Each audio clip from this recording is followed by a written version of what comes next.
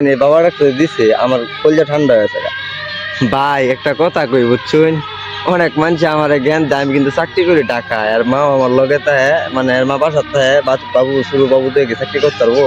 অনেকে জ্ঞান দেয় বাচ্চারা আমি বাইক ফাড়ায় দেয় রা বউর চাকরি দিতাম। তা আমার কথাটা হয়েছে ভাই, বাইক ফাড়াই দিলে মারে ছাড়া থাকি কষ্ট হইতো না, দুধের বাচ্চা। আমি এই চিন্তা করে দিই না, আমার টেয়া পয়সা আয়ও না, মানে যা কামাই হরি তাই খরচ হয়ে থাকা। তা আমি কি ভাই কি খারাপ কিছু করছি? কোনসা আমার টেহা দেখে আমি বাচ্চারা ফিরিস্তারে কষ্ট দেয় এটি আর কি আমি কোনো আই মুরাদ পাই আমার একটু কয়ে যাবেন ভাই কমেন্টের মধ্যে। আর দ্বিতীয় কথা হলো মাইয়া মানুষ একসময় বেয়া যেতেন, জামার বাদ যাবো জামার বাদ কি সুখ না দুঃখ আমি তো জানি না। এই ছোটবেলা এই মেয়েটার এত বেশি কষ্ট দেন, এই কারণে ভাই আমার টেয়া পয়সা নাইকা ভাই, আইবে নাই, একদম অসহায়। যদি ইচ্ছা করতাম আর মারা ছাড়ি দিলে মাসে 20,000 টেয়া পাইতাম, কিন্তু টেয়ার দিকে আমি চাই না ভাই, আমি চাই আমার মায়ের দিকে, আমার মেয়েটার দিকে চাই। সবাই দোয়া করবেন আমাদের জন্য।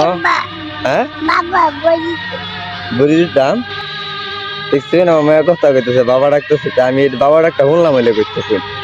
আমার এই কথাটা বুঝাই ভাই, বাবা ডাকতে দিছে আমার কলজা ঠান্ডা হয়েছে।